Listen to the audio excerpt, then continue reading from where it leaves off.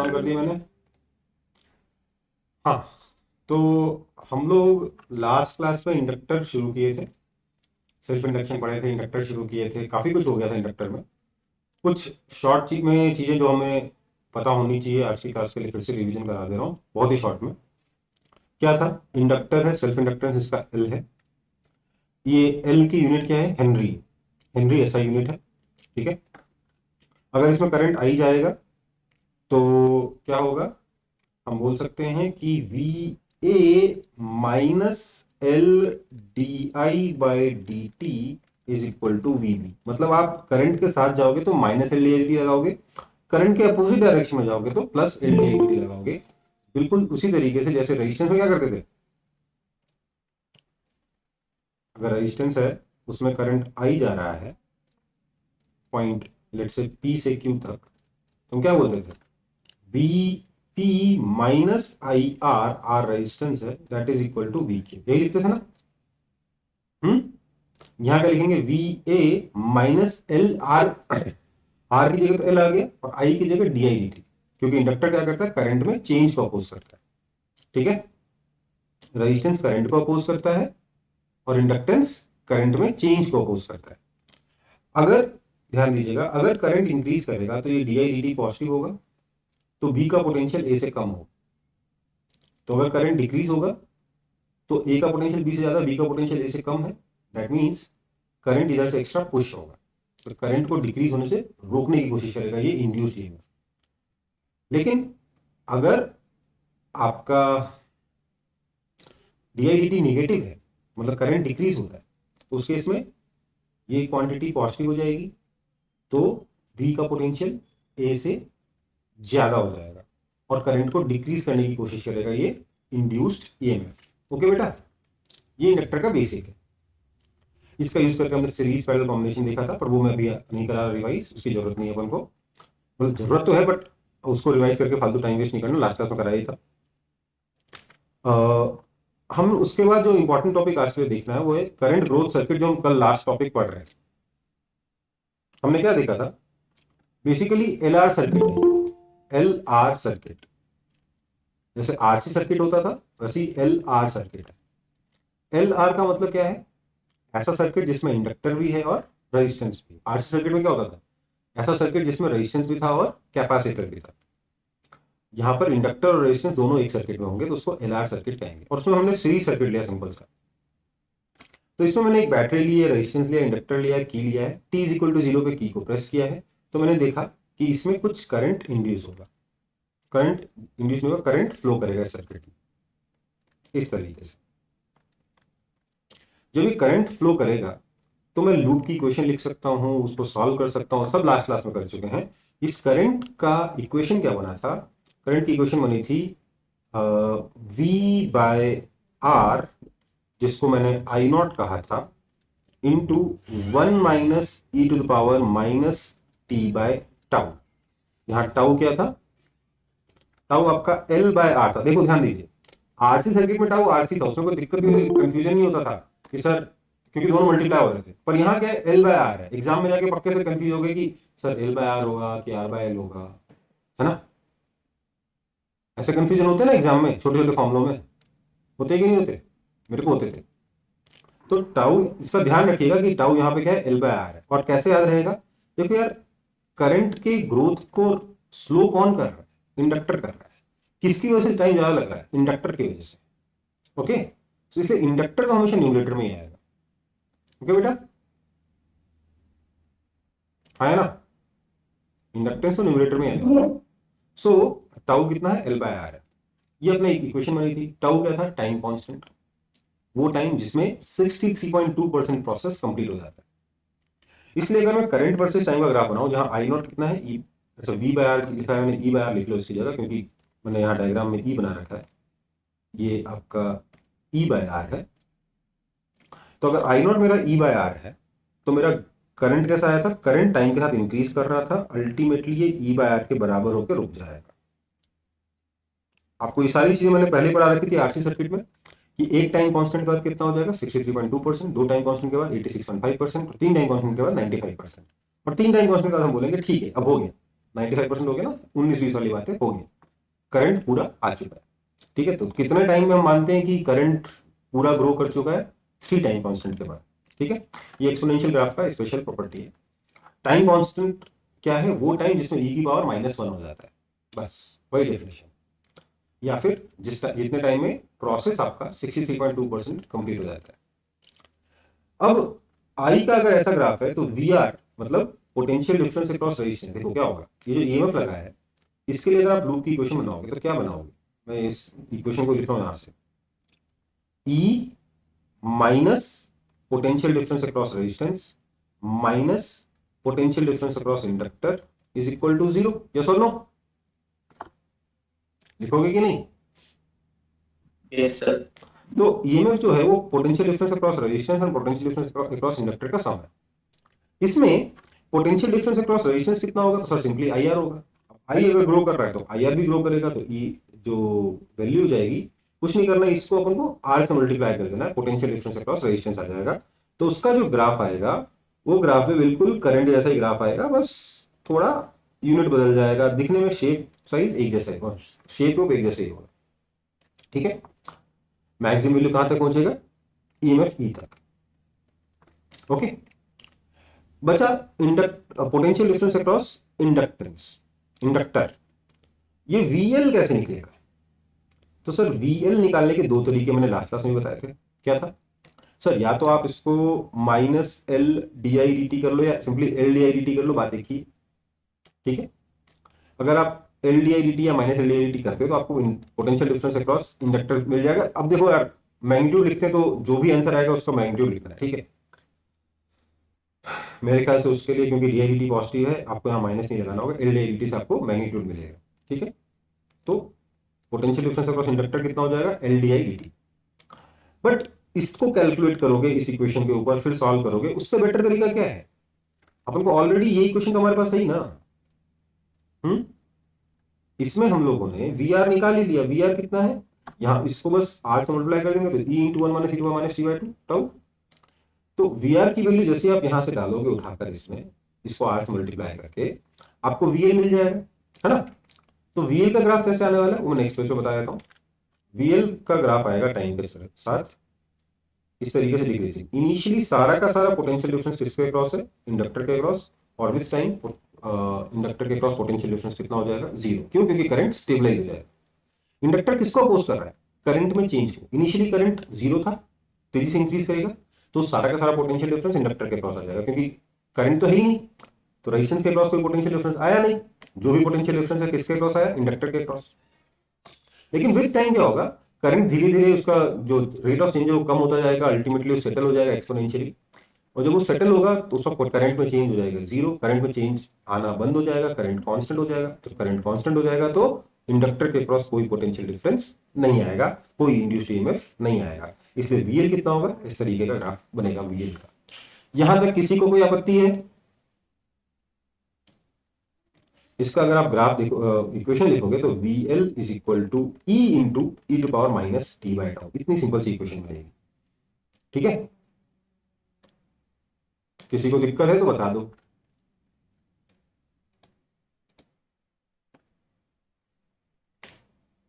किसी को दिक्कत नहीं है? आवाज सबको आ रही है ना भाई? ऐसा सुनने बेटा सन्नाटा हो जाता आप लोगों की क्लास में कि लास्ट क्लास में क्या क्या बोला? मैंने बोला E is equal to VR plus VL. This means VL is equal to E minus VR, that is equal to E minus VR कितना था सर? VR था E into 1 minus e to power minus t by tau, so that is equal to E into e to power minus t by tau. Simply exponentially decreasing graph बन गया है ना? ठीक है, अब इसमें मैंने आपको रीजन क्या बताया कि देखो करंट जो है इनिशियली तेजी से चेंज हो रहा था, बाद में धीरे धीरे चेंज हो गया, अल्टीमेटली कांस्टेंट हो गया करंट, राइट? तो इसलिए डी आई डी टी कितना हो गया? 0। इसलिए पोटेंशियल डिफरेंस अक्रॉस इंडक्टर कितना हो गया? L D I D T 0। Okay, initially current बहुत तेजी से इंक्रीज कर रहा था, इसलिए सबसे वीएल बढ़ा था, फिर करंट का rate of change D I D T decrease होता गया, इसलिए वीएल डिक्रीज होता गया। शुरुआत में क्योंकि कोई करंट नहीं था, रेजिस्टेंस के अक्रॉस कोई पोटेंशियल डिफरेंस नहीं आएगा, सारा का सारा पोटेंशियल डिफरेंस इंडक्टर के अक्रॉस आ जाएगा। इसलिए शुरू शुरू में आपका पूरा का पूरा जो ईएमएफ है वो उसके बराबर का पोटेंशियल डिफरेंस इंडक्टर के अक्रॉस है, और at T equal to infinity inductor में कोई पोटेंशियल डिफरेंस नहीं, क्योंकि करंट कांस्टेंट हो गया। समझ में आया? हाँ सर। चलो, तो ये अपना लास्ट क्लास तक का रिवीजन हो गया, ठीक है। अब बात करते हैं करंट डिके सर्किट की। करंट डिके सर्किट में आपको एक सर्किट दिख रहा होगा। यहां पे मेरे पास ये बैटरी है, ये रेजिस्टेंस है, ये इंडक्टर है, ठीक है। तो ऑब्वियसली इसमें एक करंट जा रहा होगा। अभी मैंने काफी देर से ऑन कर रखा है, तो अपन ना ऑलरेडी करंट जो है स्टेबलाइज हो चुका है, करंट पूरी तरीके से ग्रो कर चुका है। ये जो करंट है इसको मैंने बोला आई नॉट कितना होगा, कोई बताएगा मेरे को? इसको ऑन किए हुए काफी टाइम हो चुका है, इसको की को यहाँ कनेक्ट किए हुए काफी टाइम हो चुका है, सर्किट कंप्लीट है बहुत देर से। तो यहाँ पे करंट कितना फ्लो कर रहा होगा? ई बाय आर फ्लो कर रहा होगा। चलो, किसी और तरीके से भी हम इनिशियल करंट ला सकते हैं, लेकिन उसका हमने क्या किया, इस की को स्विच करके यहां से यहां ला दिया। कब किए? टी इज इक्वल टू 0 पे किए। तो देखिए, जैसे ही की यहां से यहां चला गया, ये बैटरी तो फालतू लटक रहा है साइड में, इसका कोई यूज बचा क्या सर्किट में? बोलो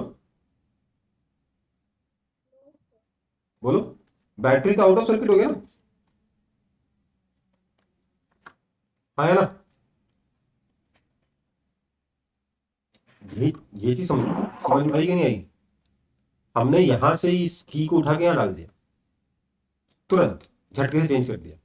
करंट आई नॉट फ्लो कर रहा था, यहां से बैटरी हटा दी, गायब कर दी बैटरी। अब क्या करें? कोई बात नहीं। ये जो करंट आई नॉट था ये इंडक्टर में से तो फ्लो कर रहा था, इंडक्टर का मास है, करंट वेलोसिटी है, तो इसका मोमेंटम है ना, है कि नहीं है? है कि नहीं है? बोलो ना यार, ये सब सिखाया था ना लास्ट क्लास में। हाँ sir. Mass into velocity momentum है सर्किट के पास।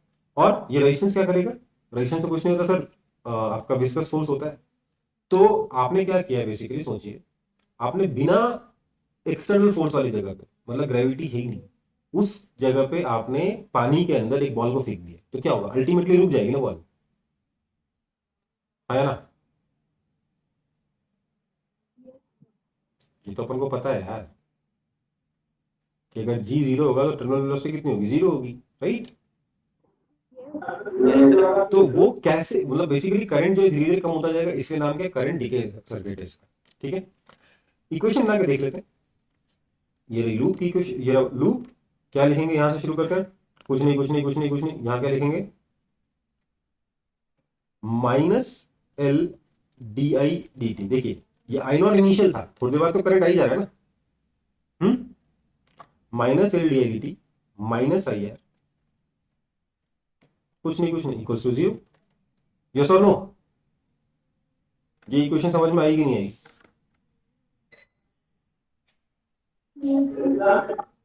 This implies L D I dt is equal to minus IR. This implies di by I is equal to minus R by L dt. Integrate कर देते हैं। t is equal to 0 पे current कितना है? I not है, और time t पे current कितना है? I हो जाता है, मान लेते हैं। तो क्या होगा, हम यहां से देखेंगे, ये हो गया sir ln I by I not हो गया सर, ये तो कोई दिक्कत ही नहीं है। Is equal to minus R T by L. अरे सर, ये तो फिर से पिछले जैसे इक्वेशन ही बन रही है। नहीं, थोड़ी सी अलग बनेगी। I is equal to I not into E to power minus R T by L. समझ में आई बात? यस और नो? यस। तो इसमें इसको फटाफट कॉपी करेंगे, फिर ग्राफ वगैरह नेक्स्ट पेज पे देखेंगे।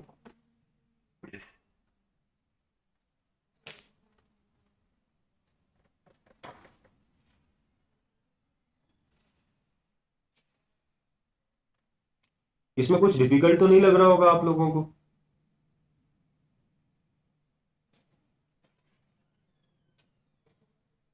लग रहा है ना? कोई बात। प्रैक्टिस करिए, नहीं लगेगा। बड़ी जल्दी आए, सो रहे थे अभी तक?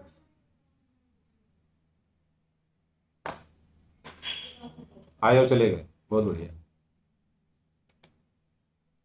सर एसएल में एलआर सर्किट नहीं है।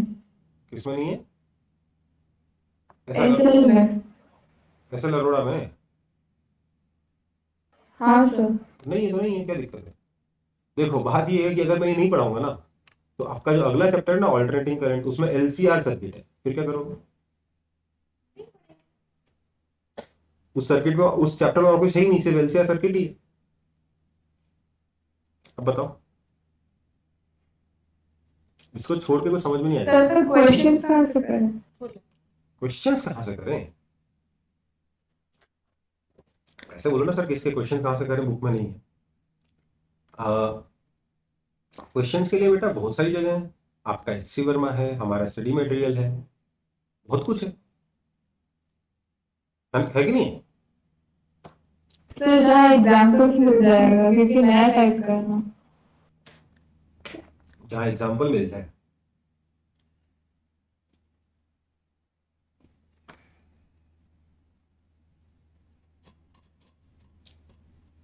सॉल्व एग्जाम्पल्स,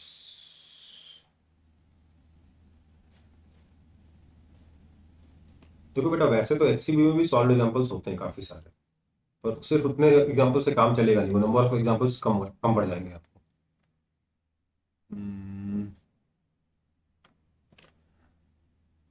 डीसी वनडे में होते हैं ना सॉल्व एग्जाम्पल्स, नहीं होते हैं? सर नीट का डीसी ले लिया है। अच्छा, नीट का डीसी, नीट के लिए कह रहे हो? क्या बताऊं मैं आपको, तो नीट के लिए क्या लिए हो? कोई प्रैक्टिस बुक लिए होगे ना, कोई ना कोई। सर एक पीवाई के लिए है और एक एनसीईआरटी गाइड वगैरह है। अच्छा, तो मुझे थोड़ा सा नीट के लेवल पर मुझे एक बार चेक कर लेने दो, वैसे तो होना तो चाहिए यार। नीट वाली बुक नहीं लियो ना, बुक नहीं लियो तो बेटा फिर उसमें तो फिर मैं क्या बताऊं। मैं एक काम कर सकता हूँ, आप मेरे को एक काम करना, इस क्लास के बाद मुझे ग्रुप पे एक मैसेज भेज देना, ठीक है, कि आपको ये चाहिए। ठीक है, मैं अपने पास जितने भी स्टडी मटेरियल वगैरह हैं, जितने भी तरीके के क्वेश्चन बैंक्स हैं, उसमें से देखता हूँ अगर कहीं पे नीट लेवल पर अगर हो तो मैं आपको स्टार्ट करके दे दूंगा, ठीक है? ओके बेटा, ठीक है सर। मतलब और मैं, क्योंकि आप अगर आपको बुक नहीं खरीदनी तो फिर मैं क्या जाऊँगी। सर लेवल में खरीदे थे, सॉल्व करने का टाइम ही नहीं मिलता। तो अब यार सॉल्व तो करना पड़ेगा ना, नहीं तो एग्जाम कैसे निकलेगा। चलो आगे बढ़ते हैं। कॉपी हो गया सबका? हो गया होगा, मैं आगे मान लिया। तो मेरा ग्राफ इक्वेशन क्या बना? इक्वेशन बना sir I is equal to I not into E to power minus T by tau. Tau कितना है सर? टाउ तो अपना वही होगा ना, L by R. R by L नहीं होता, टाउ कितना होता है? एल बाय आर होता है। ओके, और ध्यान रखिएगा ये वर्ड इंटरेस्टिंग है। ये क्यों जरूरी है? Tau is equal to L by R और tau is equal to R C आपके एग्जाम में अपार्ट फ्रॉम दीज चैप्टर्स अलग भी से भी यूज होता है। क्यों? किस चैप्टर कहाँ यूज होगा बताऊं? गेस कर सकते हो कितने बेसिक चैप्टर में यूज होता है ये फॉर्मूले, और बहुत ही ज्यादा एफिशिएंट बनाते हैं आपकी कैलकुलेशन को। यूनिट्स एंड डायमेंशंस, समझ में आया? क्योंकि एल बाय आर का डायमेंशन क्या है? टाइम। आर इंटू सी का डायमेंशन क्या है? टाइम। यूज होगा कि नहीं होगा? हम्म, समझ में आ रही बात? तो इसको एक बार ध्यान रखेंगे, इवन यूनिट्स एंड डायमेंशन के लिए भी ये फॉर्मूले बड़े काम के, ठीक है? चलो आगे बढ़ते हैं। तो I is equal to I not into E to power minus T by tau, ये इक्वेशन है। इसका ग्राफ कैसा बनेगा सर? वही बनेगा सर का, क्या है इसमें, है ना, राइट? तो obviously potential difference across resistance और टाइम का ग्राफ कैसा बनेगा sir? Potential difference across resistance simply I R, ये हो जाएगा सर इनिशियली जो भी पोटेंशियल डिफरेंस वी नॉट मान लो रेजिस्टेंस के क्रॉस, वो इस तरीके से डिक्रीज करता जाएगा। राइट और रॉन्ग?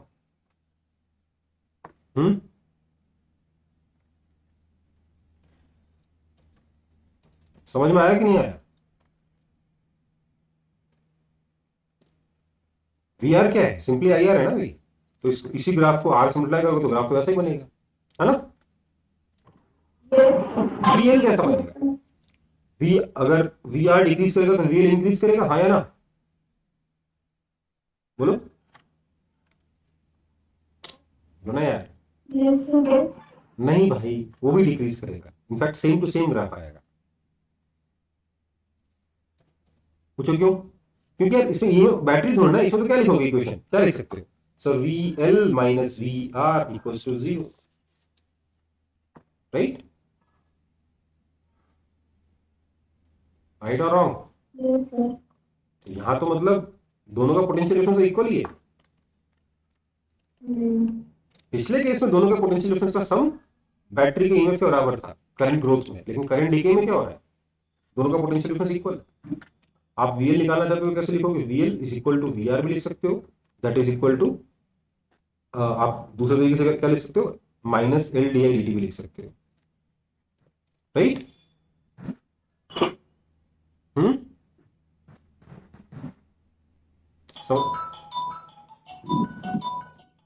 समझ में आया कि नहीं आया? Yes sir. तो दो ये सिंपल सा आपका ग्राफ बन रहा है।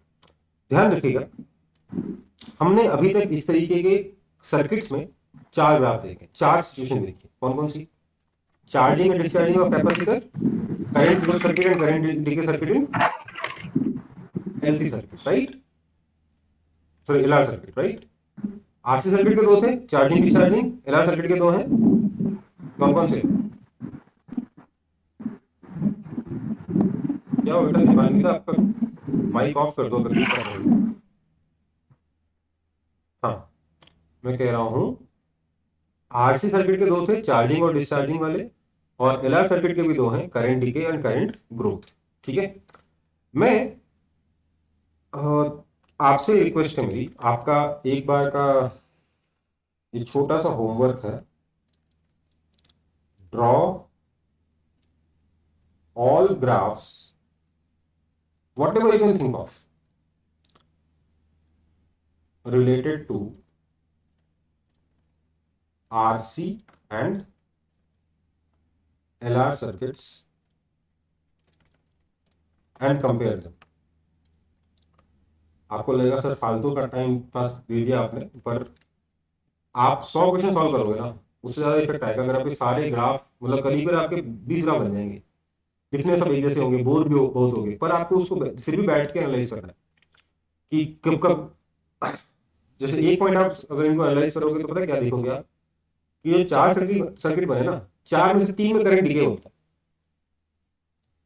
कैपेसिटर चाहे चार्ज हो रहा हो चाहे डिस्चार्ज हो रहा हो, करंट घटता ही है, याद करिए। इसमें भी क्या हो रहा है, एक करंट ग्रोथ है लेकिन एक करंट डीके है, तो 4 में से 3 में करंट डीके कर रहा होता है। ठीक है, ऐसी चीज नोट करेंगे आप, बहुत सारी नोट करने को मिल सकती हैं। Note V L V R V C सब बनाएंगे ग्राफ, तो बहुत सारी चीजें नोट करने को मिलेंगी। नहीं भी नोट करने को मिलेंगी तो प्रैक्टिस बहुत सारी हो जाएगी, एग्जाम में टाइम बचेगा। 100 क्वेश्चन सॉल्व करने से ज्यादा इफेक्टिव होगा ये। ठीक है, सारे ग्राफ बना के देखेंगे, चेक करेंगे। ओके बेटा, कि किससे करंट कैसे वेरी कर रहा है, पोटेंशियल डिफरेंस हर एक पार्ट वाला रेजिस्टेंस, कैपेसिटर और इंडक्टर के अक्रॉस पोटेंशियल डिफरेंस कैसे वेरी कर रहा है, किस सिचुएशन में कैसे, अपने आप एनालिसिस हो जाएगी ना। क्वेश्चन सॉल्व करके तो ये सब सीखते हो ना भाई। आगे बढ़ते हैं, फिर बढ़े। तो हमारे पास तीन तरीके के टुकड़े पार्ट थे। कौन कौन से? रेजिस्टेंस, कैपेसिटर और इंडक्टर। हमने रेजिस्टेंस और कैपेसिटर एक साथ लगा लिया, रेजिस्टेंस और इंडक्टर एक साथ लगा लिया, तो कैपेसिटर और इंडक्टर खफा नहीं हो जाएंगे? हो जाएंगे ना। So let's see the other next circuit, that is LC oscillation. मैंने पहले ही यहां पर पत्ते खोल दिए, होने वाला क्या है, टॉपिक के नाम में ऑसिलेशन लिख दिया, पर देखिए क्या है, यहां रेजिस्टेंस नहीं है। और मैं बता दूं, बैटरी नहीं लगाऊंगा, ना रेजिस्टेंस लगाऊंगा ना बैटरी लगाऊंगा, फिर भी कुछ ना कुछ होगा। क्या है, मैंने यहां पे लगाया है एक कैपेसिटर C, जिसपे मैंने इनिशियली चार्ज दे दिया है capital Q minus capital Q। ये मेरी की है, और की से ऐसे मैंने एक इंडक्टर को कनेक्ट कर दिया। इतना सा मेरा सर्किट है, ना यहां रेजिस्टेंस है ना यहां बैटरी है। ठीक है, तो क्या करंट फ्लो करेगा? सर रेजिस्टेंस ही नहीं है, करंट कैसे फ्लो करेगा? बैटरी नहीं, करंट कैसे फ्लो करेगा? है ना, आया ना? देखो क्या, अगर मैं इस की को क्लोज करता हूं तो क्या होगा, इस कैपेसिटर के क्रॉस पोटेंशियल डिफरेंस है, पर अभी कोई करंट फ्लो नहीं कर रहा है, कोई करंट चेंज नहीं हो रहा है, तो इंडक्टर के क्रॉस कोई पोटेंशियल डिफरेंस है ही नहीं, तो सर्किट बैलेंस ही नहीं हो पाएगा। होगा क्या, लूप में करंट पोटेंशियल डिफरेंस जीरो होगा क्या? पूरे लूप में नहीं होगा ना। इसके लिए आपको करंट आना पड़ेगा, करंट को, तो करंट आया। अब मैं इस लूप की इक्वेशन लिखता हूं तो क्या लिखूंगा यहां से, अच्छा, तो टाइम टी पर ये तो क्या था, at T is equal to zero था, T is equal to zero, हमने की को क्लोज किया, राइट। तो एट टाइम टी मैं मान लेता हूं यहां पर चार्ज स्मॉल क्यू हो गया, यहां पे चार्ज माइनस स्मॉल क्यू हो गया। थोड़ी देर बाद होगा ना, यहां से चार्ज फ्लो करके इधर आ जाएगा तो चार्ज चेंज हो जाएगा, आया ना? बोलो। तो अब मैं अगर यहाँ पे इक्वेशन लिखूं तो क्या लिख सकता हूं, देखिए जरा, Q Q by C, right, कुछ नहीं कुछ नहीं कुछ नहीं कुछ नहीं कुछ नहीं, करंट के साथ जा रहे तो minus L D I D T equals to zero, right. अब इसको सॉल्व कैसे करें? सर यहाँ चार्ज, यहाँ करंट है, एक इक्वेशन है, तीन तीन वेरिएबल हो गए, चार्ज भी हो गया, करंट भी हो गया, टाइम भी हो गया, कहां से कुछ रिलेशन निकालेंगे? निकाल पाएंगे क्या? नहीं निकाल पाएंगे, बताओ। हाँ, अब हम इस आई को चार्ज की टर्म्स में लिखें, क्या मैं लिख सकता हूँ I is equal to D Q D T, हाँ या ना? यस और नो? कोई तो जवाब दे करो। नहीं, नहीं लिख सकता, I is equal to minus D Q D T होगा, डायरेक्शन देखो इधर, है कि नहीं है? बोलो।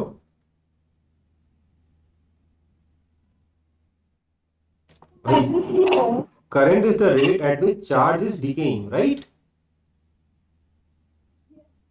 अगर करंट का डायरेक्शन उल्टा बनाता तो करंट क्या होता, डी क्यू डी टी होता। करंट क्योंकि उधर जा रहा है, इसलिए करंट तो यहाँ से चार्ज तो लेकर जा रहा है ना, करंट की वजह से यहाँ चार्ज डिक्रीज हो रहा है ना। Current is the rate at which charge is decreasing, so I is equal to minus D Q D T. इसको मैंने उठाकर डाल दिया यहाँ, तो मुझे क्या मिला, Q by C minus L times D D T of minus D Q D T, minus यहाँ आ गया, D Q D T equals to zero.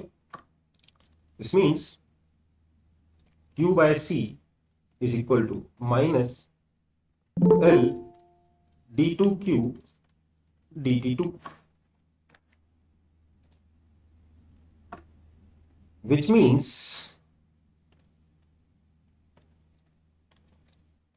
d2q dt2 is equal to minus 1 by lc times q।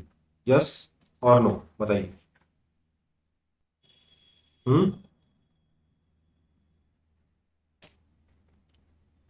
बोलिए, यहां तक किसी को doubt हो तो बता दो। क्या आप लोगों का नेटवर्क आज भी डिस्टर्ब कर रहा है क्या आप लोगों को?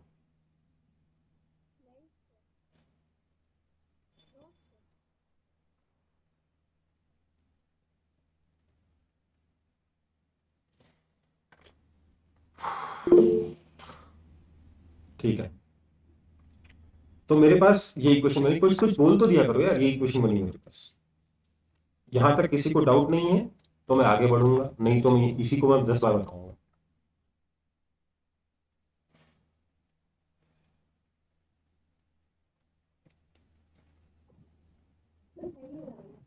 नहीं डाउट? चलो, तो d2q dt2 is equal to -1/LC times q, ये हमारा इक्वेशन बन गया। अब इस इक्वेशन को थोड़ा गौर से देखिएगा, नेक्स्ट पेज पे देखते हैं। यहां तो कॉपी कर लिया सबने?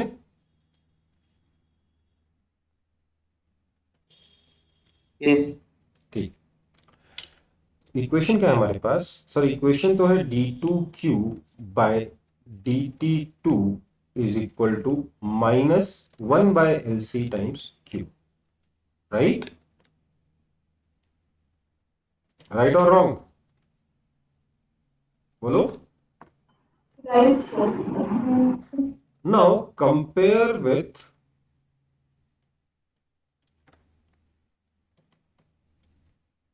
d2x dt2 is equal to minus omega square x।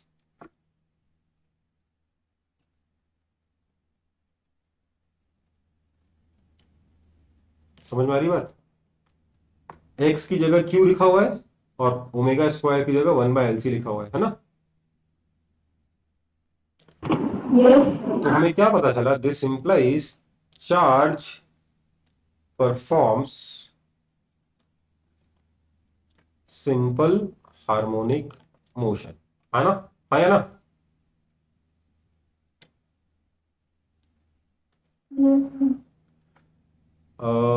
इसका ओमेगा कितना है सर? तो ओमेगा है 1/√LC। ये याद रखिएगा, ये बहुत काम का फॉर्मूला है, जीवन में बड़ा काम आएगा ये।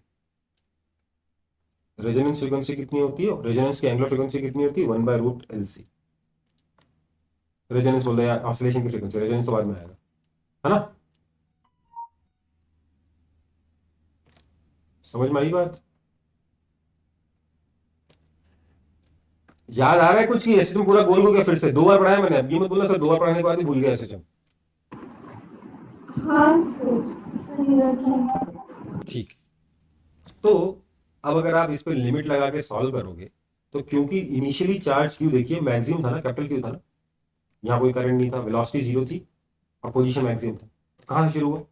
मैक्सिमम से शुरू हुआ, एक्सट्रीम से शुरू हुआ, है ना? करंट का मतलब वेलोसिटी, चार्ज का मतलब पोजीशन, राइट? सिस्टम में क्या हुआ? पोजीशन मैक्सिमम है, वेलोसिटी 0 है, तो मतलब एम्पलीट्यूड से शुरू हुआ कि नहीं हुआ? अगर वेलोसिटी 0 है तो मतलब एम्पलीट्यूड से शुरू हुआ ना भाई ये। Yes sir. तो अगर एक्सट्रीम पोजीशन से शुरू होता है सिस्टम तो उसकी इक्वेशन क्या बन जाएगी? Amplitude times cos of omega T plus, sorry cos of omega T, that's it, है ना?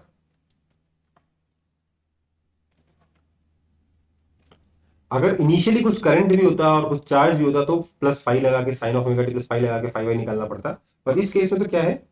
Simply charge q is equal to capital Q cos omega T आ गया, हाँ या ना? दिस इंप्लाइज करंट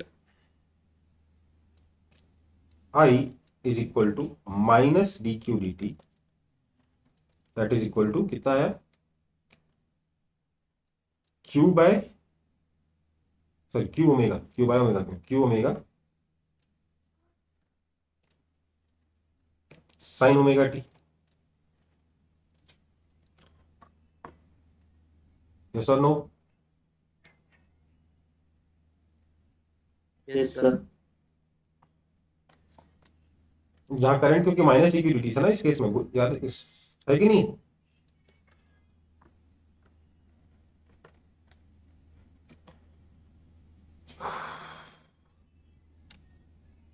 कोई दिक्कत?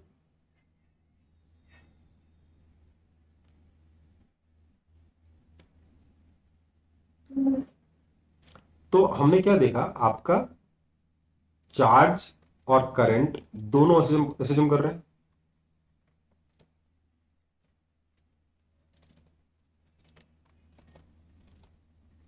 है ना? मतलब क्या है? डी आई डी टी भी एसोसिएशन करेगा, एक्सेलरेशन भी तो एसोसिएशन करता है ना? करता है कि नहीं करता? करता है कि नहीं करता बताओ। कौन सा? चलो, चार्ज भी एज्यूम कर रहा है, करंट भी एज्यूम कर रहा है, डीएलडी भी एज्यूम कर रहा है। अगर मैं पोटेंशियल एनर्जी इन कैपेसिटर के बारे में बात करूं तो ये क्या हो जाएगा? Half 1/c times Q square sine square cos square omega T हो जाएगा, है ना? It performs SHM just like potential energy half K X square, right? And potential energy in inductor will be half, L का मतलब मास, आई का मतलब current velocity, right? ये भी एसएचएम करेगा, याद है कि नहीं है? सब याद है ना? एसएचएम में काइनेटिक एनर्जी, पोटेंशियल एनर्जी सब एसएचएम करते हैं। पर ये this is like potential energy, this is like kinetic energy, right? हालांकि ये दोनों पोटेंशियल एनर्जी है, पर अगर हम मैकेनिक्स से कंपेयर कर रहे हैं तो this energy is like kinetic energy and this energy is like potential energy. Both will perform SHM, और इनके एसएचएम परफॉर्म करने की जो फ्रीक्वेंसी होगी वो क्या होगी? डबल होगी ना, क्योंकि कॉस स्क्वायर है, उसको कॉस 2 थीटा में कन्वर्ट करोगे, राइट? सब भूल गए। एसएचएम पढ़ लेना एक बार फिर से, ठीक है? ज्यादा अच्छे समझ में आएगा।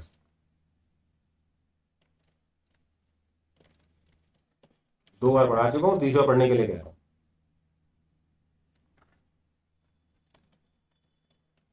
ये स्प्रिंग की पोटेंशियल एनर्जी ऐसा है, स्प्रिंग का स्प्रिंग कांस्टेंट क्या होता है? 1/c होता है ना?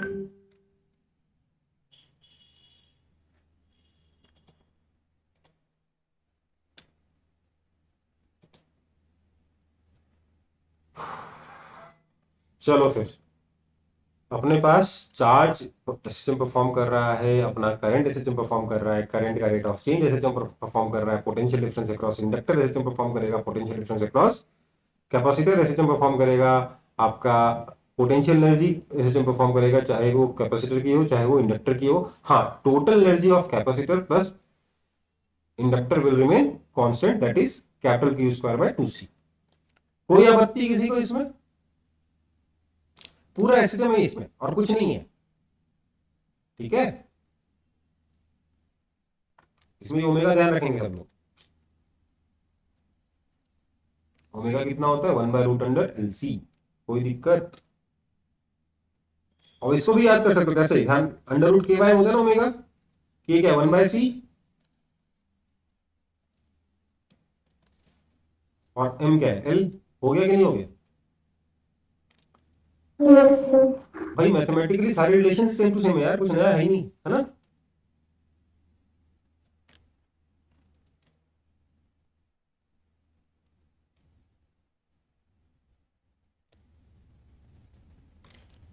कॉपी हुआ?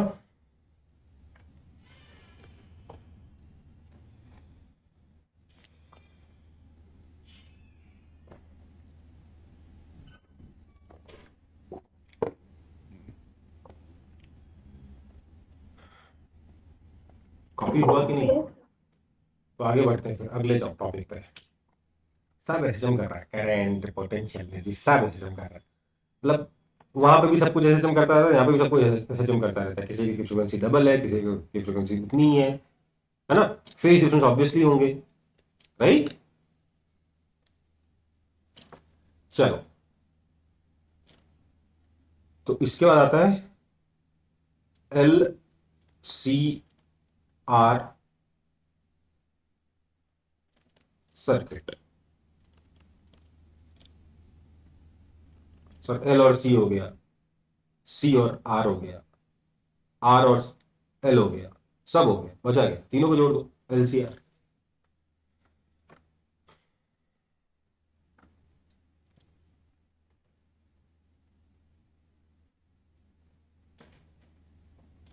ये मेरा इंडक्टर है, ये है हमारा कैपेसिटर, ये है हमारा रेजिस्टर,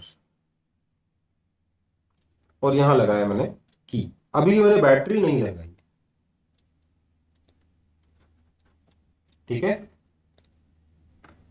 इस पर इनिशियल चार्ज है capital Q minus capital Q. कब है ये? t इज इक्वल टू 0 पर, और t इज इक्वल टू 0 पर ही हमने इसको प्रेस कर दिया। तो एट t हमने क्या देखा, इस पर चार्ज होता है q, इस पर चार्ज होता है minus q, and let's say current जो है ऐसे आ रहा है। ध्यान दीजिएगा, ये वाला जो मेरा साइन कन्वेंशन है ना, जिसमें करंट चार्ज का रेट ऑफ चेंज है, ये ज्यादा अच्छा कन्वेंशन है इस सिस्टम से कंपेयर करने के लिए, क्योंकि अब क्या हो जाएगा, current will be equal to dq dt just like velocity is equal to dx dt, right. This is a better convention. पिछले मैंने उल्टे कन्वेंशन से सॉल्व कर दिया, शुरुआत कर दी, तो मैंने बोला ठीक है इसी से कर देते हैं सब, ठीक है। पर अगर आप करंट को चार्ज को बढ़ाते हुए मानोगे ना, करंट की वजह से चार्ज बढ़ रहा है ये मानोगे ना, तो आपके कंपेरिजन ज्यादा अच्छे होंगे। मैंने इसलिए पिछली बार फेज डिफरेंस के बारे में बात ही नहीं करी, क्योंकि उसमें फिर फेज डिफरेंस में कंफ्यूज जाते, क्योंकि करंट उल्टा मान लिया ना मैंने, आया ना। मैथमेटिकल जो रिलेशन था थोड़ा गड़बड़ा गया था।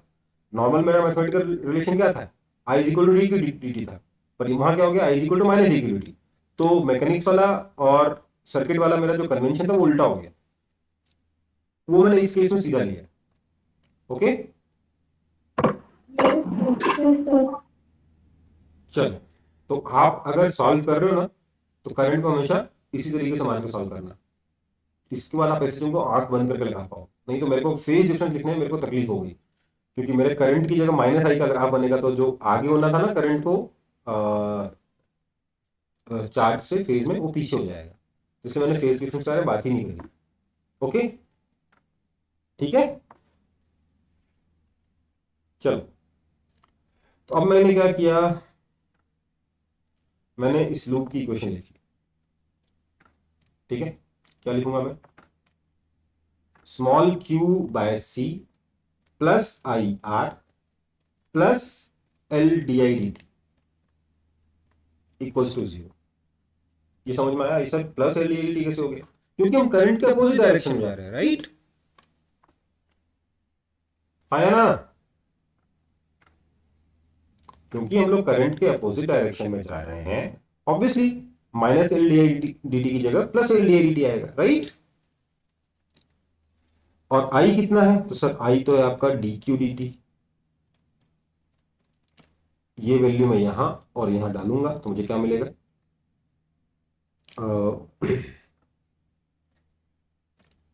Q by C plus R D I D T, sorry R D Q D T,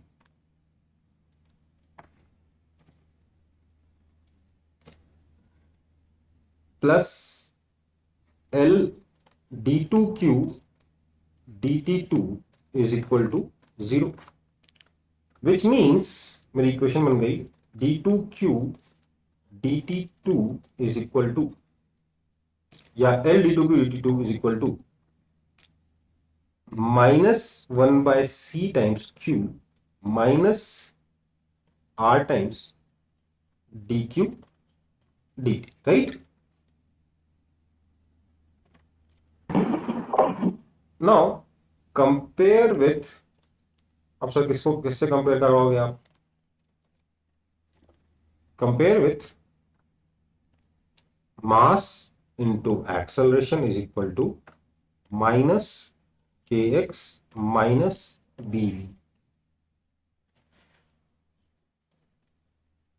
याद है ये किसकी इक्वेशन थी, याद तो नहीं होगी पर मैं लिख दे रहा हूं, ये डैम्प्ड ऑसिलेशन की इक्वेशन थी। तो अगर आपको डैम्प्ड ऑसिलेशन की इक्वेशन याद नहीं है तो इसको आगे बढ़ने से कोई फायदा नहीं है, पर अगर याद है तो आपको ऑलरेडी आता है, फिर भी आगे बढ़ने का कोई फायदा नहीं है। मैंने बस यहाँ पे कंपेयर करके दिखा दिया कि देखो this is nothing but damped oscillation. बात आगे आप लोग खुद समझदार हो, खुद से सॉल्व कर सकते हो, है ना। जिसको याद होगा डैम्प्ड ऑसिलेशन ठीक से, उसके लिए इसमें कुछ नया है ही नहीं, और जिसको याद नहीं होगा उसको मैं बता के अपना बेकार माथा फोड़ूंगा नहीं, ठीक है।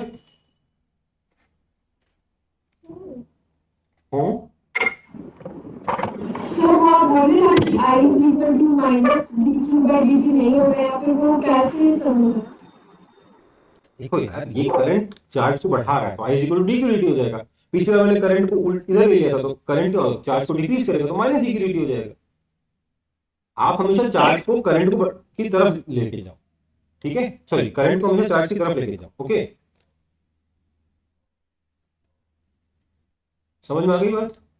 करंट को चार्ज की तरफ लेके जाओगे तो चार्ज बढ़ेगा, आई इक्वल टू डी की dt हो जाएगा। ये इतना बेसिक से कन्वेंशन में कहां फंसते हो, समझ ही नहीं आता यार।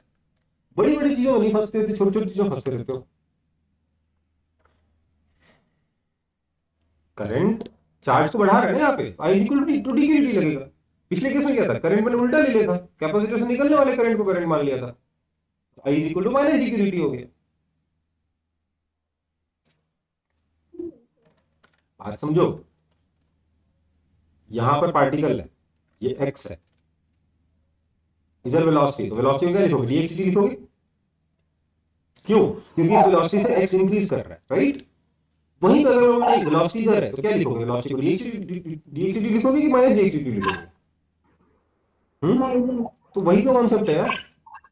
क्यों लिखा है इस वेलोसिटी को माइनस dx dt? क्योंकि इस वेलोसिटी से x डिक्रीज हो रहा है, राइट। बस, ठीक है, चलो।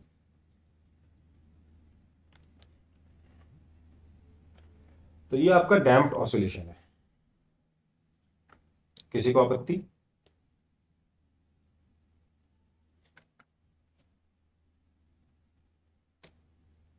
चलो, तो initial and steady state for LR circuit. और जब हम एलआर सर्किट के बारे में बात कर रहे थे इस तरीके से, तो हम उस सर्किट के बारे में बात कर रहे थे जिसमें बैटरी वैटरी लगी हुई है, थोड़ा कॉम्प्लेक्स सर्किट हो सकता है, कोई बड़ी बात नहीं है। तो अगर मेरे पास एक एलआर सर्किट है, मुझे उसकी इनिशियल स्टेट और स्टेडी स्टेट के बारे में बात करनी है, जैसे हमने आरसी सर्किट में किया था ना, सेम काम यहां पे भी करेंगे, ठीक है। तो ध्यान दीजिएगा, हमारे पास जो सिंपल सा जो करंट ग्रोथ सर्किट था, उसमें क्या था, ये इंडक्टर है, ये रेजिस्टेंस है, ये बैटरी है, और यहां हमने की को प्रेस किया है ना, t इज इक्वल टू 0 पे। ये क्या इनिशियल स्टेट है। इनिशियल स्टेट का मतलब क्या होगा, हम सीधे सीधे लिख लेते हैं ताकि कंफ्यूजन हो ही नहीं। इनिशियल स्टेट का मतलब t इज इक्वल टू 0 नहीं है। इनिशियल स्टेट का मतलब क्या है, करंट इज इक्वल टू 0। जब करंट 0 था ना, उसको इनिशियल स्टेट का, कहीं कोई करंट फ्लो नहीं कर रहा, इनिशियल स्टेट है। ओके बेटा, ओके। स्टेडी स्टेट का मतलब क्या है सर? तो सर स्टेडी स्टेट का मतलब है जब करंट आपका कांस्टेंट हो जाए, स्टेडी हो जाए करंट, उसको स्टेडी स्टेट कहेंगे। कोई आपत्ति?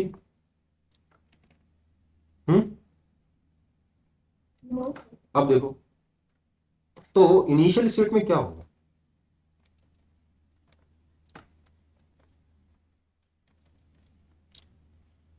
आपका करंट 0 है, मतलब कि पोटेंशियल डिफरेंस अक्रॉस रेजिस्टेंस कितना होगा, 0।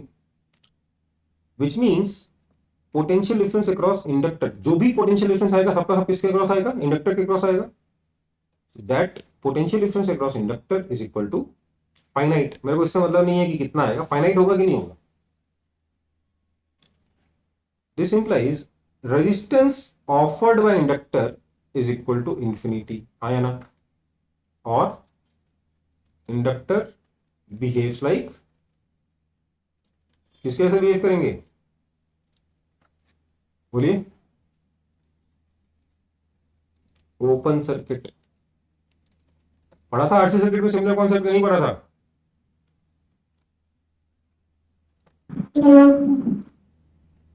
स्टेडी स्टेट में क्या हुआ, करंट कांस्टेंट है बट फाइनाइट है, विच मींस अगर करंट कांस्टेंट है तो आपका पोटेंशियल डिफरेंस अक्रॉस इंडक्टर कितना हो जाएगा, 0, क्योंकि डी आई डी 0 हो गया। Which means resistance behaves like, sorry inductor behaves like 0 resistance, क्योंकि बिना पोटेंशियल डिफरेंस के करंट है उसमें, है ना।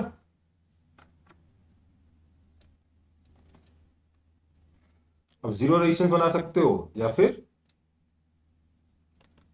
Short circuit. शॉर्ट सर्किट नहीं लिखना चाहिए बट शॉर्ट, समझ में आई बात। वो जैसे इंडक्टर को सारे को शॉर्ट कर दो, सॉल्व हो जाएगा सर्किट। ये करके क्या निकालोगे आप, ये करके या ये करके आप क्या निकालोगे, करंट्स निकालोगे अलग अलग जगहों पे, ठीक है। और उन करंट्स का यूज करके आप इंडक्टर के अक्रॉस पोटेंशियल रेजिस्टेंस निकालोगे। अगर आप सही में समझना चाहते हो क्या हुआ, तो revise the same concept for RC circuit. मैं इस पे कोई क्वेश्चन नहीं करा रहा हूं, एक काम करिएगा, मैंने जो क्वेश्चन वहां कराए थे आरसी सर्किट में, उसमें कैपेसिटर की जगह इंडक्टर लगा के सेम क्वेश्चन सॉल्व कर लीजिएगा, ठीक है। सब रिवीजन जरूरी है, क्योंकि अगर आप सबको अलग अलग पढ़ोगे ना, आर एल अलग, एल सी अलग, तो लगेगा सिलेबस पता नहीं कितना बड़ा है। और अगर कंपेयर कर करके पढ़ोगे कि हाँ सर यहां भी वही चीज कर रहे हैं जो वहां कर रहे थे, तो नंबर ऑफ कॉन्सेप्ट आपको याद रखने होंगे कम हो जाएंगे, कॉन्सेप्ट ज्यादा अच्छे से याद होंगे और अंडरस्टैंडिंग बेटर होगी। इसलिए मैं सब सारे चीजें अलग अलग करा नहीं रहा, मैं बोल रहा हूँ हर बार वहां से कंपेयर करो, ठीक है। वहां पे टाइम दिया था मैंने अच्छा खासा, क्यों दिया था, ताकि आज के डेट में मैं वो टाइम बचा सकूं, ओके।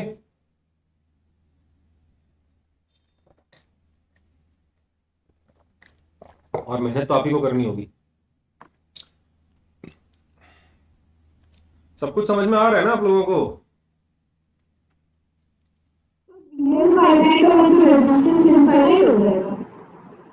देखो भाई, बिना करंट के पोटेंशियल डिफरेंस अप्लाई करने के बाद भी कोई करंट नहीं आ रहा, तो रेजिस्टेंस कितना होगा।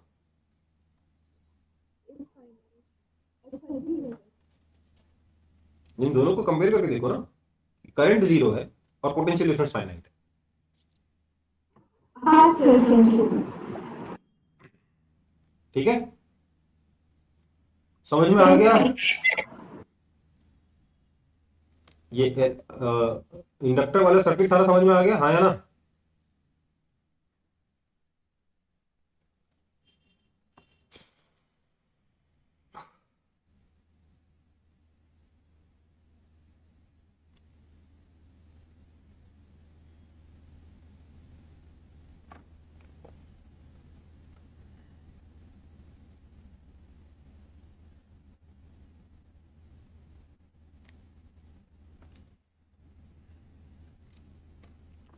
इसको सब लोग कॉपी कर लो, थोड़ा सा मेरे को ब्रेक चाहिए 2 मिनट का।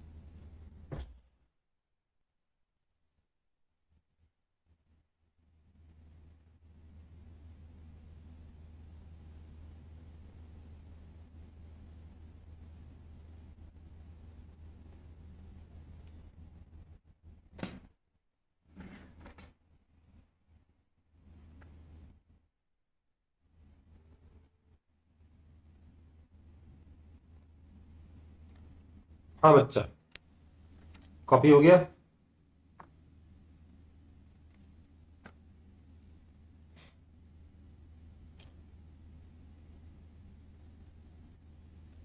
देखो आप आरसी सर्किट वगैरह रिवाइज, अच्छा माइक ऑफ है मेरा। आप आरसी सर्किट रिवाइज किए बिना सोचोगे एलसी सर्किट आपका अच्छा हो जाएगा या एलआर सर्किट अच्छा हो जाएगा, तो नहीं हो पाएगा बेटा, ठीक है। सो इसको आराम से रिवाइज करिए और आज कल में ही रिवाइज करिए, नहीं तो कोई फायदा नहीं है, ठीक है। आगे बढ़े।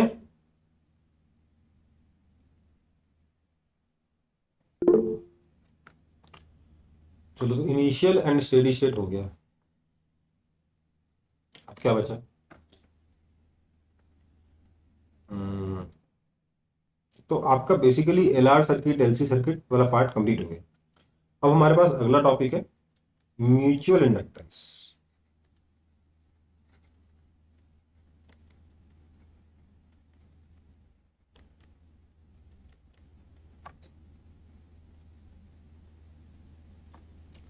सर, ये म्यूचुअल इंडक्टेंस क्या होता है?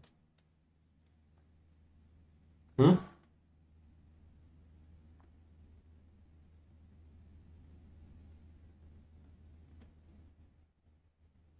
म्यूचुअल इंडक्टेंस क्या होता है? देखो, अभी तक हमने क्या पढ़ा कि एक सर्किट के खुद के करंट की वजह से खुद में फ्लक्स आया, वो फ्लक्स चेंज हुआ, उससे ईएमएफ जनरेट हुआ, राइट? अगर करंट चेंज होगा तो फ्लक्स चेंज होगा, उससे ईएमएफ जनरेट होगा। अब हम लोग बोल रहे नहीं, मेरे पास दो कॉइल्स,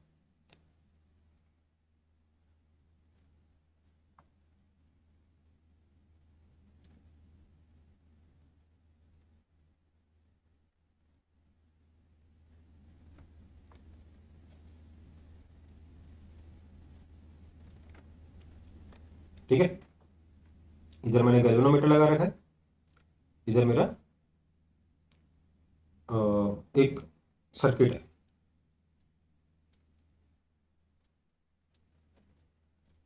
मान लीजिए इस तरीके से की भी लगी हुई है, अभी कोई करंट फ्लो नहीं कर रहा। अगर मैं इस की को क्लोज करूंगा तो क्या होगा? यहां पे करंट फ्लो करेगा, यहां करंट फ्लो करेगा, तो इधर नॉर्थ पोल बनेगा, इधर साउथ पोल बनेगा। तो बेसिकली इसकी वजह से एक फ्लक्स इस सेकंड कॉइल में से पास होगा, होगा कि नहीं होगा? हम्म यहाँ करंट I1 जाएगा, यहाँ पे फ्लक्स आ जाएगा phi 2, आएगा कि नहीं?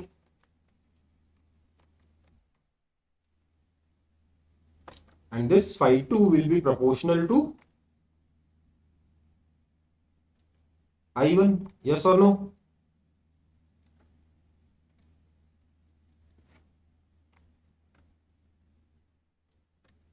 यस और नो?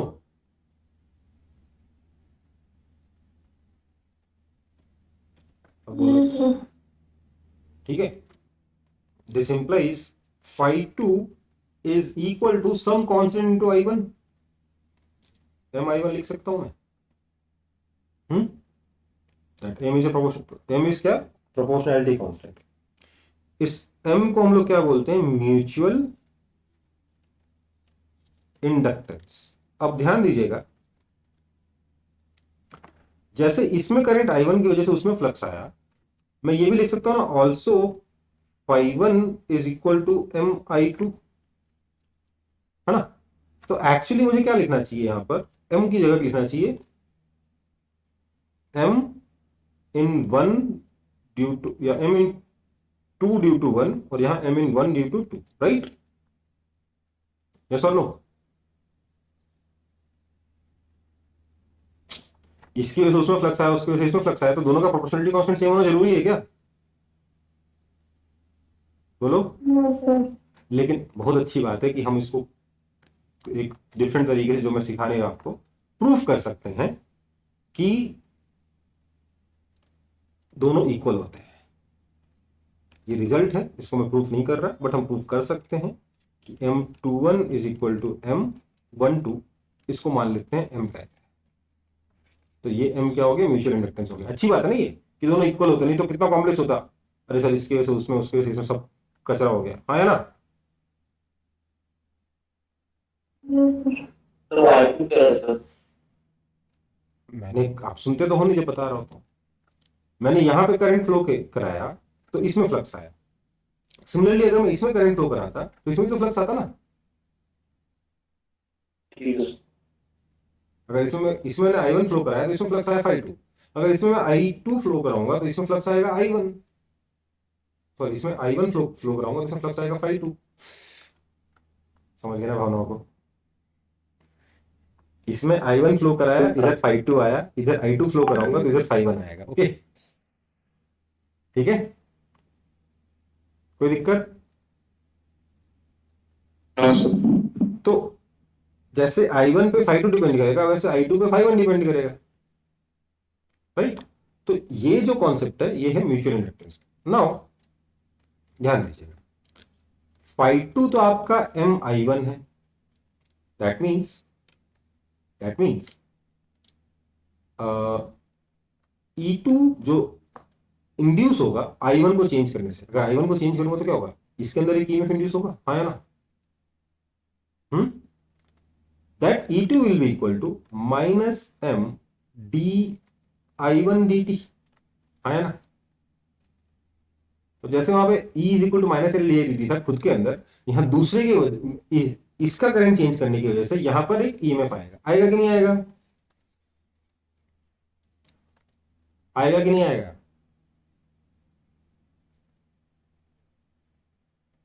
दिस इज द, बता दो, this is the working principle of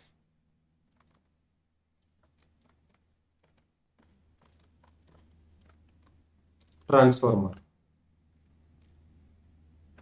देखो वैसे ट्रांसफार्मर शायद आपको ईएमआई चैप्टर में दे रखा होता है, पर मैं इसी में कराऊंगा, ऐसे ऐसे भी छोटा चैप्टर है, उसी में कराऊंगा, अभी ऑलरेडी इसमें काफी कुछ हो चुका है ना। इसमें वैसे भी जनरेटर और मोटर बाकी है, वो सब वो इंस्ट्रूमेंट्स भी करने हैं, फिर ट्रांसफार्मर भी करेंगे तो परेशान हो सकते हो आप लोग, इसलिए मैं ट्रांसफार्मर अलग से कराऊंगा एसी में, ध्यान दिला देना मेरे को। हमेशा मैं इसी चैप्टर में कराता हूँ, बट आपकी क्लास में मैं एसी में कराऊंगा, क्योंकि उसमें ज़्यादा अच्छे समझ में आता है, क्योंकि एसी के केस में ही ट्रांसफार्मर काम भी करता है, ठीक है। सो E2 कितना हो गया बेटा, माइनस M di1 dt। यहाँ कोई दिक्कत है किसी को? यूज किया है ना? हाँ इंड्यूस नहीं है, ये इंड्यूस नहीं है, ठीक है, कोई दिक्कत? अब देखो ये M हम निकालेंगे कैसे, ऑब्वियसली इस रिलेशन से, है ना। तो कुछ सिचुएशंस में हम लोग ये M निकालने की कोशिश करते हैं, ओके बेटा, एक ही सिचुएशन दूंगा, ज़्यादा दूंगा भी नहीं, ठीक है, ट्राई करें।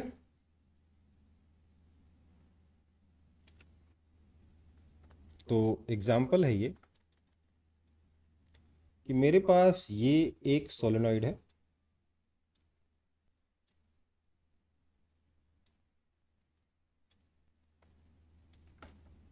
जिसके नंबर ऑफ टर्न्स N1 है, लेंथ L1 है और रेडियस R1 है। एक और सोलेनॉइड है, मैं बेटा लूप्स बना के दिखा नहीं रहा हूँ आपको, सिर्फ आपको सिलेंडर दिखा बनाकर सोलेनॉइड बता दे रहा हूँ, ठीक है, समझ में आ जाएगा ना आप लोगों को। लूप्स बनाऊंगा तो सिर्फ कंफ्यूजन होगा, इतना कचरा हो जाएगा कुछ नजर ही नहीं आएगा। सर हाँ बेटा, वॉइस बहुत स्लो आ रहा है सर, बहुत स्लो आ रहा है। आवाज धीरे आ रही है सब लोगों को? हाँ सर। अभी भी? तो पूरी क्लास हाँ के एंड में सर। बोल रहे हो आप, पूरी क्लास के एंड में बोल रहे हो, क्यों? नहीं सर, अभी थोड़ा देर पहले ऐसा लगा। ऐसा तो नहीं, ऐसा तो कुछ चेंज हुआ नहीं है, सब कुछ तो यहीं पर है, सारे सर्किट जुड़े हुए हैं।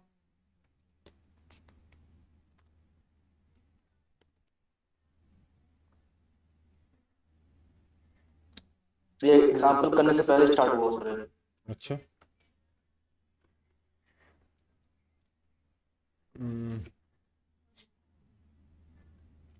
एक सेकंड रुक जाओ।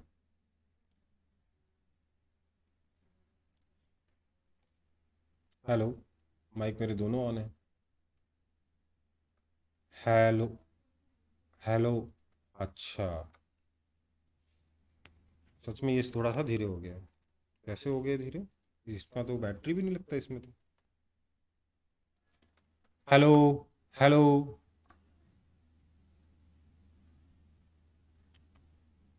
चलो एक काम करता हूँ, माइक बदल देता हूँ।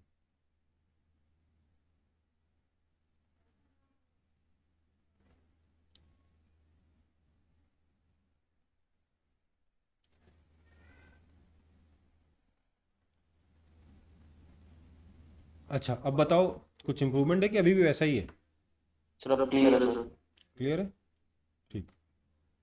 लेकिन आपकी रिकॉर्डिंग में वॉइस इसके बाद थोड़ी सी कम हो जाएगी। चलो, तो मेरे पास ये दो क्या है, इंडक्टर है, इंडक्टर बोल रहा हूँ, सोलेनॉइड से। इसके ऊपर नंबर ऑफ टर्न्स n1 है, लेंथ L1 है, रेडियस R1 है। इसके नंबर ऑफ टर्न्स आपको दे रखे हैं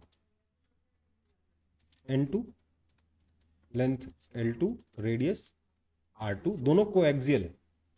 इसका रेडियस बड़ा है, येलो वाले का रेडियस बड़ा है, लेंथ छोटा है, व्हाइट वाले का रेडियस छोटा है, लेंथ बड़ा है।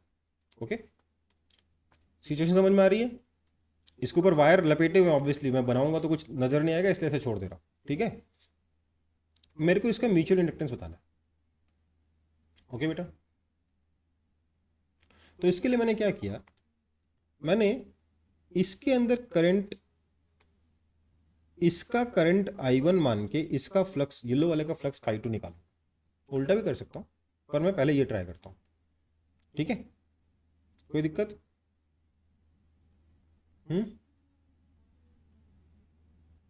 कोई दिक्कत है? No sir. तो मुझे बताइए, इसके करंट I1 की वजह से B1 कितना होगा? Mu naught N1 by L1 into I1, आया ना? लेकिन ध्यान दीजिएगा, ये जो मैग्नेटिक फील्ड है ये सिर्फ व्हाइट वाले पाइप के अंदर ही होगा, येलो वाले पाइप के पूरे एरिया के अंदर नहीं होगा। होगा कि नहीं? आया ना? क्योंकि ये वाला पॉइंट इस करंट वाले इस नंबर 1 सोलेनॉइड के बाहर है, तो यहां पे कोई मैग्नेटिक फील्ड नहीं आएगा। आया ना? Yes sir. ओके, सो अगर मैं ∅2 निकालना चाहूंगा तो ∅2 कितना हो जाएगा? ध्यान दीजिएगा, क्योंकि नंबर ऑफ टर्न्स N2 है इसलिए N2 बार आएगा। कितना आएगा सर? एरिया क्योंकि सिर्फ व्हाइट वाले एरिया में है इसलिए पाई R1 स्क्वायर लगेगा इनटू मैग्नेटिक फील्ड B1, यही आएगा ना? आया ना? बोलो, आया ना? वैसे करोगे यार, समझ में नहीं आया? आ गया? सर मैग्नेटिक फील्ड लाइंस का डायरेक्शन के बारे में बोल रहे थे। डायरेक्शन तो बेटा आप उसके काम करिए, उसके साथ में अपना करंट के हाथ में फिंगर्स को फोल्ड करिए, थंब किधर पॉइंट करेगा मैग्नेटिक फील्ड की डायरेक्शन में, राइट हैंड के फिंगर्स को। ∅2 के लिए B1 यूज होगा बेटा क्योंकि I1 की इसके करंट की वजह से उसमें फ्लक्स निकाल रहे हैं ना, यही तो है म्यूचुअल इंडक्टेंस का फंडा। हाँ सर, लेकिन B1 मतलब सेकंड वाला सोलेनॉइड के लिए तो जीरो होगा ना। अरे बेटा B1 इसके करंट की वजह से जो मैग्नेटिक फील्ड आया उसको B1 कहा मैंने, I1 की वजह से जो मैग्नेटिक फील्ड है उसको B1 कह रहा हूं। ठीक है, और वो जो मैग्नेटिक फील्ड है उसका भी तो फ्लक्स इस येलो सोलेनॉइड में से पास हो रहा है कि नहीं हो रहा? हाँ सर। तो यही तो म्यूचुअल इंडक्टेंस का कॉन्सेप्ट ही तो यही है कि एक सोलेनॉइड के करंट की वजह से जो मैग्नेटिक फील्ड आया उसका फ्लक्स दूसरे सोलेनॉइड में से कितना जा रहा है। समझ में आई बात? हाँ सर। ठीक है, so this means ∅2 is equal to कितना आया? N2 पाई R1 स्क्वायर इंटू B1 कितना है? Mu naught N1 by L1 into I1, right? That is equal to कितना हुआ? पाई म्यू नॉट, ये तो दोनों कांस्टेंट हो गए, पाई mu naught N1 N2 R1 square by L1 times I1। तो इसका मतलब ये हो गया कि ये जो टर्म बना that is your mutual inductance M, है ना? हाँ या ना?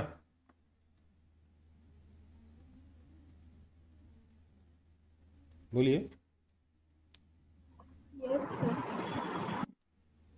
चलो मैं दूसरी तरफ से ट्राई करता हूँ, हालांकि दूसरी तरफ वाला डिफिकल्ट है, मुझे पता है ये बात, मैं लेकिन फिर भी दूसरी तरफ से ट्राई करता हूँ कि क्या होता है। ओके, अब मैं इसमें करंट डालकर इस येलो वाले में करंट डालकर वाइट वाले में फ्लक्स निकालता हूँ, ठीक है। तो येलो वाले में अगर कोई ने करंट डाला I2, तो उसकी वजह से B2 कितना होगा सर? B2 हो जाएगा mu naught N2 by L2 into I2, yes और नो? Yes sir. तो इसका मतलब अब ध्यान दीजिएगा φ1 कितना होगा। क्या मैं φ1 को, ध्यान दीजिएगा, क्योंकि देखो ये वाला जो फ्लक्स है ये तो पूरे येलो एरिया में भी होगा, पर लूप तो हमारा सिर्फ व्हाइट एरिया में ही है ना, है ना। इस येलो वाले I2 की वजह से जो मैग्नेटिक फील्ड आएगा तो वो तो यहाँ पे भी मिलेगा, मिलेगा कि नहीं मिलेगा? तो φ1 कितना होगा? लेकिन वो ये वाला जो एरिया है ये इस वाइट वाले लूप के बाहर है ना, तो ये येलो वाली जो लाइन मैंने दो एक्स्ट्रा बनाई है इसका फ्लक्स अभी भी नहीं मिलेगा, नहीं आएगा, आया ना। सो क्या मैं φ1 को लिख सकता हूं पाई R1 स्क्वायर, क्योंकि इसका एरिया तो वही है ना, जो लूप है उसका एरिया तो यही है, पाई R1 स्क्वायर ही है। पाई R1 square into B2 into N1 लिख सकता हूं क्या? बोलिए। तो N1 होगा, क्योंकि इसके लूप्स में से इसके लूप्स में से कितना फ्लक्स पास हो रहा है वो निकालना है ना, तो इंटू N1 लिख सकता हूं क्या? जवाब है नहीं लिख सकता। क्यों नहीं लिख सकता? मुझे लिखना पड़ेगा, ध्यान दीजिएगा, मुझे लिखना पड़ेगा, मैं इसको पिंक कलर से लिख रहा हूं ताकि आपका नजर जाए इस पे, स्मॉल n1 इंटू L2। ये समझ में आया कैसे हुआ? हाँ सर। आया ना, क्योंकि आपको यहां पर तो मैग्नेटिक फील्ड है नहीं ना, यहां पे मैग्नेटिक फील्ड है नहीं, मैग्नेटिक फील्ड तो सिर्फ इसी लेंथ में है, ये हमारा अजम्पशन है, राइट। तो इतनी लेंथ में जितने टर्न्स हैं उसी में से फ्लक्स पास होगा, राइट, आया ना। तो यही कॉन्सेप्ट जो है ना थोड़ा सा डिफिकल्ट पड़ता है। So this is equal to pi R1 square, now B2 is mu naught N2 by L2 into I2 into N1 is N1 by L1 into L2, है ना। तो ये L2 कैंसल हो गया, that means φ1 is equal to pi mu naught N1 N2 R1 square by L1 times I2। तो देखिए दोनों same आया कि नहीं आया, आया कि नहीं। ये जो कॉन्सेप्ट है ना ये वाला N1 L2, ये क्या है, थोड़ा सा हमारे इंट्यूशन के हिसाब से उतना अच्छा जाता भी नहीं, क्योंकि हम बोलते हैं सर मैग्नेटिक फील्ड लाइन तो सर यहां से ऐसे भी जारी होगी ना, जारी होगी नहीं, जा रही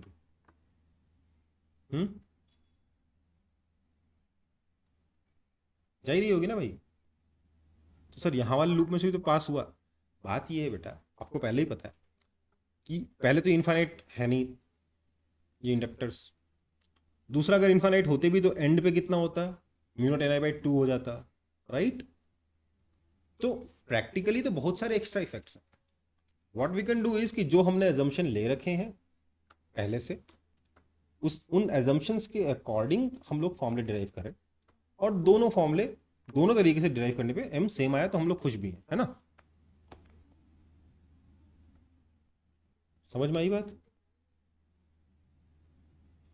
अब आप देखो ये वाला थोड़ा डिफिकल्ट है कि नहीं इस वाले के मुकाबले? यस अरे यार समझ के मैं आ गया, लेकिन खुद से सॉल्व करते तो ये सोच पाते, शायद नहीं सोच पाते, हो सकता है सोच भी लेते, पर थोड़ा सा एक्स्ट्रा दिमाग लग रहा है, थोड़ा कंफ्यूजन भी हो रहा है कि सर यहाँ पे मैग्नेटिक फील्ड को जीरो माने कि नहीं माने, कंफ्यूजन भी तो है कि नहीं है। हाँ सर। इसलिए म्यूचुअल इंडक्टेंस निकालने में ना ये एक बहुत ही स्ट्रॉन्ग रोल प्ले करता है कि आप ईजियर तरीके को ढूंढ पाते हो कि नहीं ढूंढ। दो ही ऑप्शन है, ईजियर तरीका ढूंढ लेते हो तो अच्छा है, नहीं तो फिर बाद में बेकार में कॉन्सेप्ट में फंस सकते हो, अप्रोक्सीमेशन एजम्पशन सब में फंस सकते हो, है ना। तो हमेशा कोशिश करना थोड़ा ईजी वाला मेथड ढूंढ ले। ओके, इसमें करंट निकाल के उसमें फ्लक्स निकालना आसान पड़ेगा कि उसमें करंट मान के इसमें फ्लक्स निकालना आसान पड़ेगा? ठीक है, तो म्यूचुअल इंडक्टेंस निकालना समझ में आ गया कैसे निकालते हैं? एक में करंट माना, दूसरे में फ्लक्स निकालो, phi equal to L I लगा, phi equal to M I लगा। ओके बेटा, यस सर। चलो तो आगे बढ़ूं? सर कॉपी कर लो। ओके,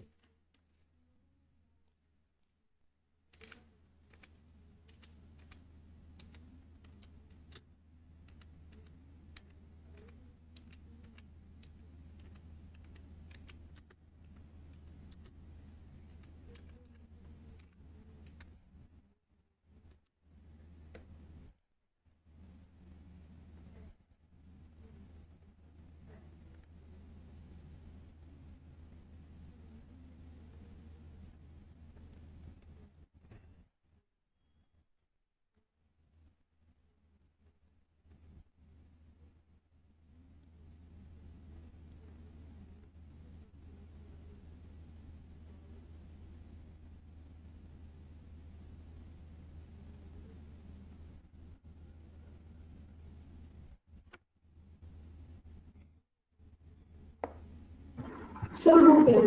हो गया, चलो।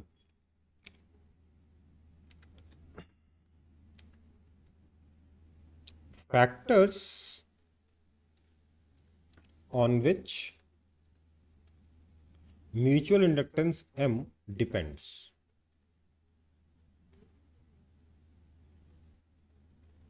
किन किन फैक्टर्स पे ये म्यूचुअल इंडक्टेंस डिपेंड करता है? तो सबसे पहला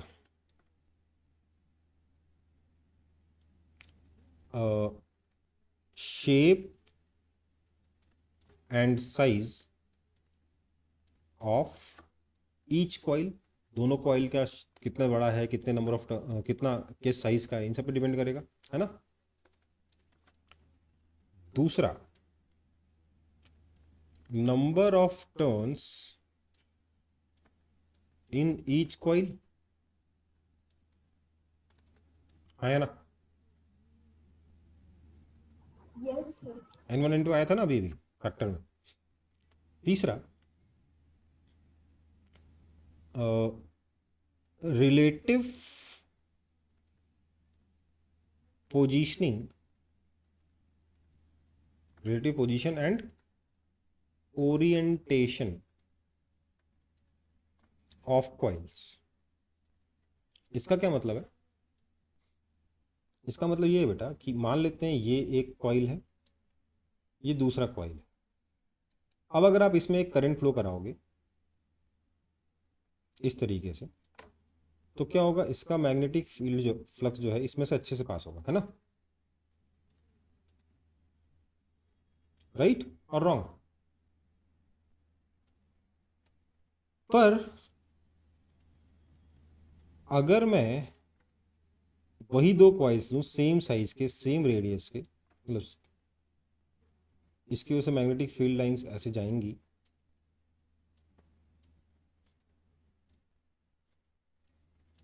पर मैं दूसरी कॉइल को ऐसे रख दूं, तो क्या इसमें से कोई फ्लक्स पास होगा? No sir. नहीं ना। तो इसमें m कितना हो जाएगा? 0 हो जाएगा। इसमें m will be there, some m will be there, कितना होगा तो बात की बात है, कुछ ना कुछ m होगा, लेकिन इस केस में m कितना हो जाएगा? 0 हो जाएगा, हाँ या ना। तो रिलेटिव पोजीशन और ओरिएंटेशन पे भी डिपेंड करता है। एक और फैक्टर है प्रेजेंस ऑफ कोर। जो कोर लगाया ना आपने, मतलब किसके ऊपर वाइंड किया है, सॉफ्ट आयरन के ऊपर वाइंड किया है, कितना उसका म्यू आर है, इन चीज़ों पे भी डिपेंड करेगा, है ना।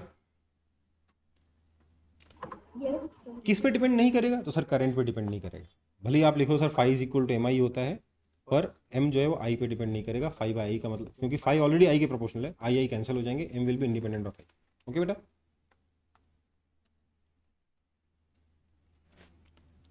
ओके।